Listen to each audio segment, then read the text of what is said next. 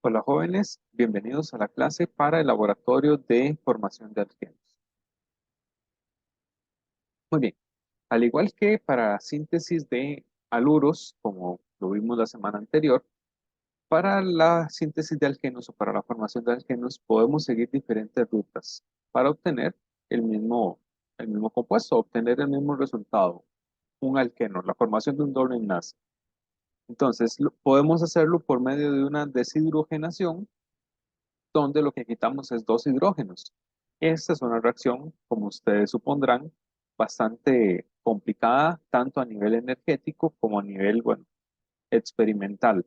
Quitar dos hidrógenos, bueno, no es nada sencillo, requiere mucha energía y también, bueno, requiere de condiciones muy específicas que, bueno, a nivel, bueno, práctico es poco realizable.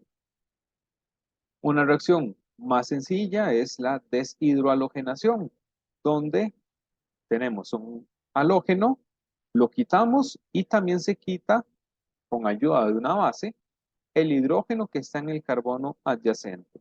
Entonces, estamos quitando dos átomos y entre esos dos átomos formamos, o entre los dos carbonos que tenían esos dos átomos, formamos un nuevo enlace. Muy similar es la deshidratación, solamente que en vez del halógeno, ahora lo que quitamos es un OH, un hidroxilo, un alcohol. Eh, lo quitamos con ayuda normalmente de un ácido, por la misma razón que utilizábamos ácido en la síntesis de haluros, para poder generar un mejor grupo saliente en el hidroxilo. Entonces, quitamos ese grupo saliente, en este caso el hidroxilo, y quitamos un hidrógeno de un carbono adyacente para formar el alqueno. O también, en el caso de que tengamos dos halógenos en carbonos adyacentes, podemos hacer una deshalogenación y también obtenemos el alqueno. En este caso, bueno, la reacción es un poco más simple, el catalizador es más sencillo, pero también, bueno, tenemos que partir de esta situación de dos halógenos en carbonos consecutivos, en carbonos adyacentes. Igual que teníamos en la sustitución, bueno, tenemos dos posibles mecanismos, el SN1 o el SN2. Cuando queremos hacer una eliminación, pueden ocurrir dos mecanismos, el E1 o el E2. El E1 es análogo a la SN1, a la sustitución nucleofílica 1, porque el primer paso es la formación de un carbocatión. Entonces, ese grupo saliente sale por sí solo, genera el carbocatión y aquí es donde se diferencian. En la sustitución nucleofílica 1, un nucleófilo ataca la carga que se forma. En la eliminación E1, una base quita el hidrógeno adyacente a esa carga y entonces permite la formación del doble enlace. Eh, Aquí lo limitante es este paso donde el grupo saliente, bueno, tiene que salir por sí solo de la molécula, entonces eso no es, digamos, como tal. Eh, no es tan espontáneo como uno quisiera, bueno, siempre requiere normalmente un poquito de energía o algún iniciador para que eso pueda suceder. Entonces ese es el paso, digamos, limitante para la reacción. Este, luego, bueno, con los alquenos en general, cuando tenemos una formación de un alqueno, se va a cumplir la regla de 6F, que la regla de 6F lo que dice es que cuando hay posibilidad de escoger en qué dirección se forma el doble enlace, entonces se va a formar donde quede el doble enlace más sustituido. Por ejemplo, aquí podría haber seguido dos rutas, o la azul o la verde. En la azul, el doble enlace queda trisustituido, tiene tres sustituyentes distintos de hidrógeno. Si hubiera seguido la ruta verde, si se elimina el hidrógeno de la derecha, el doble enlace queda disustituido, solamente dos cadenas o dos sustituciones distintas de hidrógeno. Por lo tanto, la mayoritaria va a ser la azul, la más sustituida. Ojo que acá no es blanco y negro, sino que siempre se obtienen mezclas, solamente con la salvedad de que la mezcla va a estar más enriquecida en el alqueno más sustituido. Y al igual que con la SN1, el orden de reactividad es el mismo en la E1. ¿Por qué? Porque el carbocatión terciario que se forma cuando sale el grupo saliente es más estable que un carbocatión secundario. Y el carbocatión secundario es más estable que el carbocatión primario. Entonces, eh, siempre vamos a tener una mejor reactividad cuando el grupo saliente está en un carbono terciario. El otro mecanismo que podemos tener es el análogo al SN2, que sería la eliminación 2 o la eliminación E2. Y acá, también de forma similar a la SN2, la eliminación E2 ocurre en un solo paso. Entonces, al mismo tiempo que la base quita el hidrógeno, en ese mismo momento, de forma paralela, el grupo saliente está saliendo de la molécula y se forma el doble enlace. Aquí lo que sí hay es una pequeña salvedad, y es que eh, el grupo saliente, en este caso, bueno, representado con una X, tiene que estar en una posición antiperiplanar con el hidrógeno que se va a abstraer o que va a ser quitado por la base. Esa posición antiperiplanar significa, bueno, en lados opuestos del plano. Y aquí, bueno, lo podemos ver, por ejemplo,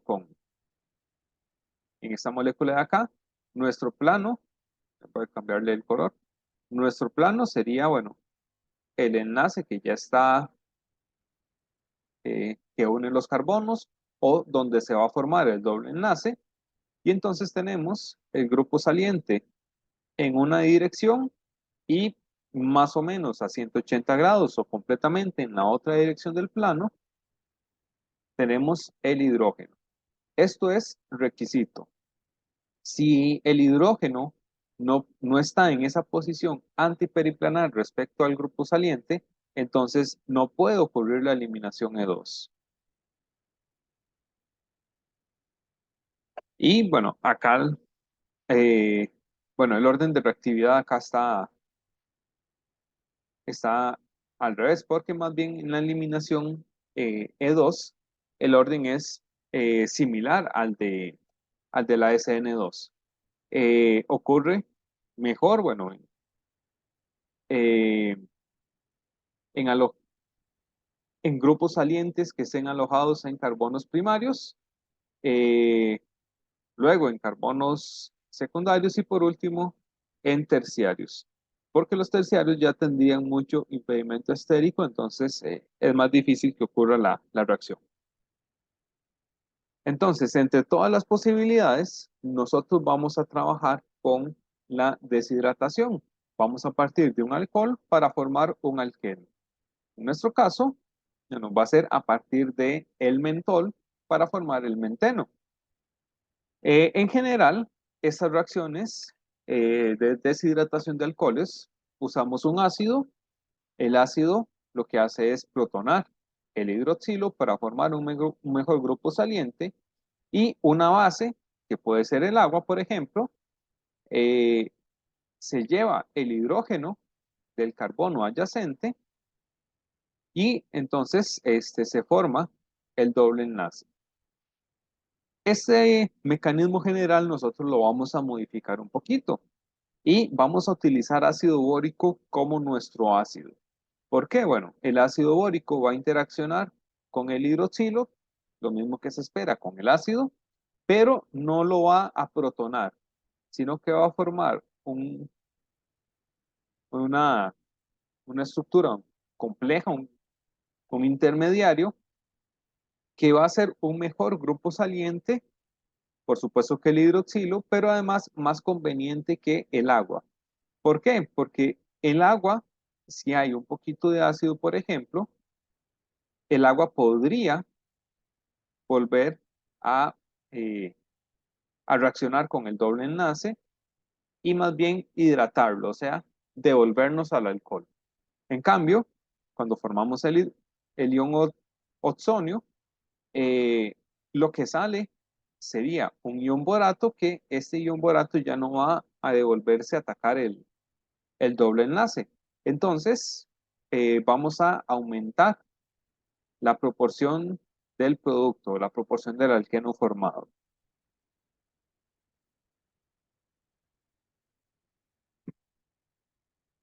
Ahora, cuando partimos del mentol, bueno, el mentol, acá tenemos la estructura, tenemos un alcohol secundario eh, suficiente para que reaccione por cualquiera de los dos mecanismos, puede ser por el E1 o por el E2. Em, con bueno, más bien partiendo de esta estructura, de este alcohol, podríamos obtener dos principales alquenos. Pues, bueno, ya hemos visto que se tiene que abstraer un hidrógeno de un carbono adyacente. Entonces, este alcohol, cuando se elimina, bueno, podría formar alqueno en una dirección o en la otra. Eso nos da los primeros dos productos, el 3-menteno y el 2-menteno. Pero hay un tercer producto que podemos obtener que es el 1-menteno. ¿Y cómo obtenemos el 1-menteno? Bueno, por un movimiento de las cargas. Cuando se forma el carbocatión, en el caso de que sea por un mecanismo E1, ese carbocatión puede migrar por movimiento de un hidrógeno y tendríamos el carbocatión alojado en esta otra posición, en el carbono 6. O también, después de que se forma el alqueno, en este caso, bueno, podemos partir del 2-menteno. Como hay un poquito de ácido en el medio, entonces puede darse una isomerización. Y ese alqueno se vuelve a protonar y me genera una carga.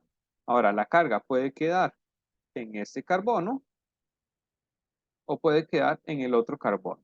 Entonces, si queda en el carbono superior, aquí es donde después, cuando se devuelve de este carbocatión, otra vez volvemos a eliminar un hidrógeno adyacente. Cuando ocurre esto, es que podemos formar ese tercer producto que es el 1-menteno, por una isomerización de un producto que ya se había formado. Entonces, bueno, en total tenemos esas tres posibilidades. Ahora, ¿cómo se llega a esas tres posibilidades? Bueno, tenemos que tomar en cuenta los posibles mecanismos. Puede ser por un mecanismo de uno con la formación de un carbocatión, como, bueno, ese es un mecanismo, digamos, un poco más sencillo, pero el mecanismo de dos, recordemos que tiene una restricción, y es que los hidrógenos tienen que estar en una posición antiperiplanar, o sea, más o menos a 180. Entonces, aquí, bueno, como les decía, tenemos una pequeña gran restricción.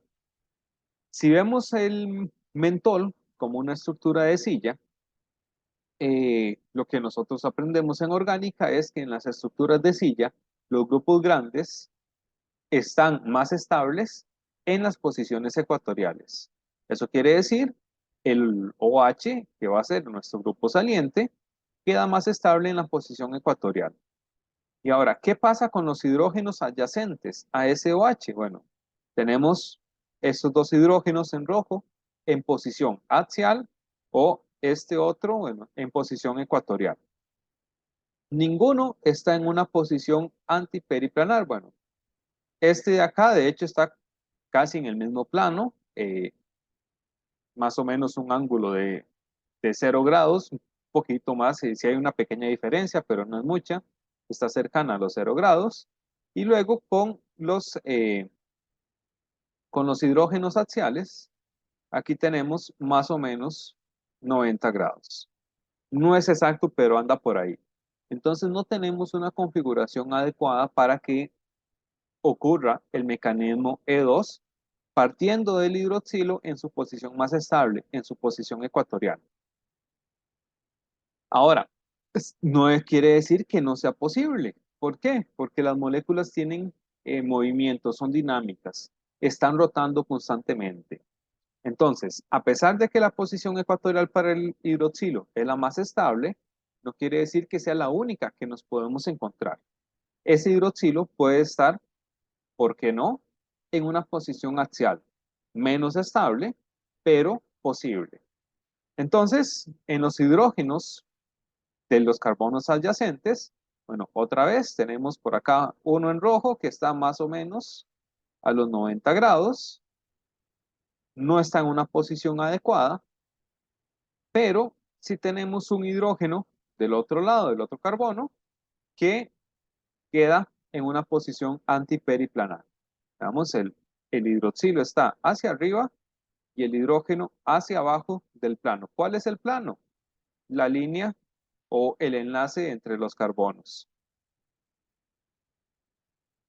Entonces, aquí sí podría ocurrir, por ejemplo, el mecanismo E2. Entonces, bueno, es más difícil porque necesitamos que esté eh, ese hidroxilo en una posición axial, pero es posible. Entonces, eso, bueno, para tenerlo en cuenta.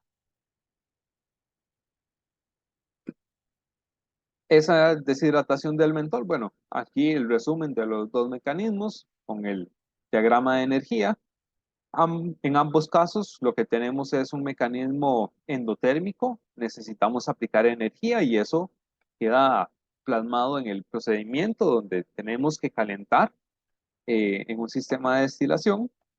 Eh, en un proceso E1, tenemos primero entonces la formación del carbocatión y ya luego la abstracción o la eliminación del hidrógeno adyacente para formar el alqueno. En la eliminación E2, ¿qué ocurre? En un solo paso. Entonces, acá, bueno, en un solo paso, digamos que es el limitante, ocurre la abstracción del hidrógeno y la eliminación del borato, que sería el grupo saliente. Y se nos forma un producto que sería el 2-menteno. En este caso, a partir de la E2, solamente tenemos la formación de un único producto. Entonces, en el procedimiento, bueno, es bastante sencillo, bastante cortito. Algunos detalles que hay que tener cuidado. La destilación tiene que ser rápida, entonces vamos a poner la plantilla, bueno, perdón, la plantilla no, la manta, que es con lo que vamos a calentar, lo vamos a poner al máximo y eh, vamos a cuidar muy bien, eso sí, el balón que estamos calentando, que no quede en ningún momento a sequedad. Vamos a trabajar con cantidades muy pequeñitas, entonces siempre vamos a tener poquito material en nuestro balón, pero tenemos que estarlo vigilando bien para que ya cuando nos quede muy, muy poquito producto, entonces ya paramos el calentamiento para evitar que se nos vayan a quemar el balón o la pastilla que vamos a tener por ahí dentro. El producto, bueno, como es poquito, lo vamos a recoger en un tubo de ensayo, en un baño de hielo. Eso sí, vamos a seguir las instrucciones del manual. Luego, vamos a desecar con cloruro de calcio. ¿Por qué cloruro de calcio? Bueno, podemos devolvernos a la síntesis de los haluros. La razón es más o menos la misma. Y luego lo que hacemos es trasvasarlo por decantación a un vial prepesado. Vamos, vean que estamos trabajando con cantidades pequeñitas. Entonces, si después de secar con cloruro de calcio intentamos filtrarlo, probablemente todo nuestro producto se nos va a quedar puede ser en el algodón o en el papel donde estamos haciendo la filtración. Entonces, lo que vamos a hacer es una decantación. El desecante lo vamos a dejar, bueno, se va a quedar en el fondo, pegado al vidrio, y y el producto lo vamos a poder decantar y lo trasvasamos a un vial prepesado para la misma razón de siempre, para poder tener la masa de nuestro producto. Ahora, con la prueba de bromo en TFT, si vamos a hacer un pequeño cambio, vamos a agregar solamente una gota del producto y además aquí vamos a agregar 10 gotas de éter. Éter de petróleo o éter etílico, no importa, eh, el que tengamos disponible en el laboratorio. Entonces, vamos a tener una gota de producto y 10 gotas de éter. Esto es simplemente para tener un poquito más de volumen y poder ver mejor lo que va a suceder. Luego lo que hacemos es una prueba química, una prueba de tubo de ensayo, para comprobar que se formó efectivamente el doble enlace. Y esa prueba la hacemos con bromo en TFT. El bromo eh, está en su forma elemental, entonces tiene un color café, está un poquito diluido, entonces se ve como amarillito. Cuando el bromo entra en contacto con un doble enlace, entonces ocurre una reacción de halogenación. Se adiciona ese halógeno, en este caso el bromo, sobre el doble enlace y bueno, estos dos átomos de bromo unidos a la cadena ya no tienen coloración. Entonces, cuando nosotros agregamos el reactivo, que es de color amarillo, si se decolora, eso quiere decir que estamos en presencia de un alqueno. Si no se decolora, entonces no hay alqueno. Entonces, estas son la prueba que nos funciona para determinar que efectivamente ocurrió la reacción de deshidratación. Luego, bueno, podemos medir el índice de refracción para tener también una idea, bueno, del producto que estamos obteniendo. Aunque, eh, como viene en el manual, este, esperamos la formación de una mezcla de productos. Tenemos tres posibles alquenos que se pueden formar. Entonces, ¿cómo podemos determinar en realidad, bueno, cuál fue el alqueno que se formó? Bueno, para esto podemos utilizar la técnica de RMN, de resonancia magnética nuclear.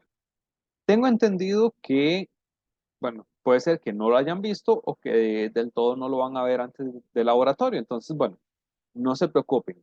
En mediación virtual hay un video introductorio sobre la técnica para que tengan, digamos, por lo menos una noción de lo que se está realizando acá. Pero en realidad RMN, digamos, eh, no nos toca o no nos corresponde y no vamos a hacerlo. No vamos a hacer la interpretación ni el entendimiento de lo que está sucediendo, sino que lo que vamos a hacer es aplicar los resultados que obtenemos con el RMN. En el manual, bueno, además ya nos da la ayuda de, bueno, cuál es el desplazamiento, cuál es la señal que nosotros esperamos para cada uno de esos compuestos. El RMN nos da una señal para cada hidrógeno. Estos hidrógenos que forman parte de un doble enlace, bueno, además se distinguen o se diferencian mucho mejor de los demás hidrógenos. Y resulta que en esos tres compuestos, esos hidrógenos de los dobles enlaces se diferencian muy bien, no solamente de las otras señales de la molécula, sino que se diferencian entre los diferentes compuestos. Entonces, para el 3-menteno tenemos una señal alrededor de los 5.35 ppm. Para el 2-menteno, cada uno de esos hidrógenos tiene una señal, una al 5.05 y otra a 4.05 ppm. Vean que son diferentes entre sí y además diferentes con la señal del 3-menteno. Pero además, para el 1-menteno, la señal también es distinta y ese hidrógeno del doble enlace sale a 5.53 ppm.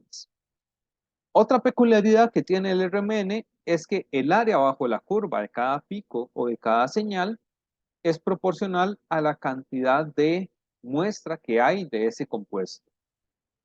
Entonces, ustedes en mediación ya tienen el espectro medido eh, para el producto. Bueno, es un producto que se obtuvo en prácticas anteriores, pero bueno, ese es con el que vamos a trabajar. Vamos a asumir que en el laboratorio o vamos a obtener algo parecido.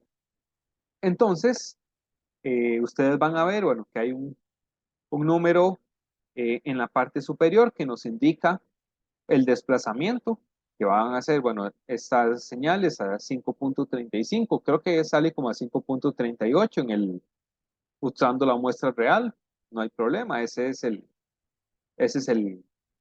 pico correcto. Y abajo del pico hay unos números que corresponden a la integración o al área bajo la curva. Esa área bajo la curva, nosotros podemos hacer una relación. Es decir, bueno, no son valores absolutos. Es decir, si tenemos una integración de 1, no significa que tenemos, por ejemplo, 1 gramo del producto, sino que es relativo entre ellos. ¿Qué sé yo? Bueno, si este pico me da, por ejemplo, una integración de 3, y bueno, aquí utilizo solamente una señal porque lo que me interesa es verlo para un solo hidrógeno. Si este me da, por ejemplo, una integración de 3 y para el onomenteno me da una integración de 1 para esta señal de 5.53, entonces yo lo que digo es que hay una relación de 3 a 3 a 1. Eh, ¿Cómo hago para pasar esto, por ejemplo, a porcentajes? Bueno, el total de la integración de esto sería 7. Entonces, ¿cuál es el porcentaje del primero? Bueno, 3 entre 7, que sería la integración de este compuesto entre la integración total de lo que tengo en toda la muestra, y ya luego esto lo multiplico por 100. Eso nos daría este, un aproximado del porcentaje o del contenido porcentual de este compuesto del 3-menteno en esa muestra que nosotros obtuvimos. Bueno, acá, bueno, usando estos valores de 3, 3 y 1, que me los acabo de inventar. Ya para el reporte, ustedes van a trabajar con los valores eh, reales obtenidos para una muestra real eh, que siguió ese mismo proceso de síntesis. Bueno, entonces, eso sería la práctica. Entonces, básicamente, bueno, es hacer la destilación con los cuidados que ya les mencioné. Luego las pruebas al producto, bueno, por supuesto la masa, eso siempre lo vamos a hacer. El índice de refracción y la prueba de tubo de ensayo con bromo en trifluorotolueno. Y luego para el reporte analizamos también la composición del producto a partir del RMN. Bueno, como les digo, no hay que profundizar en RMN, sino utilizar los datos que nos brinda el RMN. Bueno, cualquier cosa, cualquier consulta, la vemos entonces en el laboratorio. Recuerden repasar bien la práctica y el quiz lo vamos a tener al inicio del laboratorio. Saludos y nos vemos.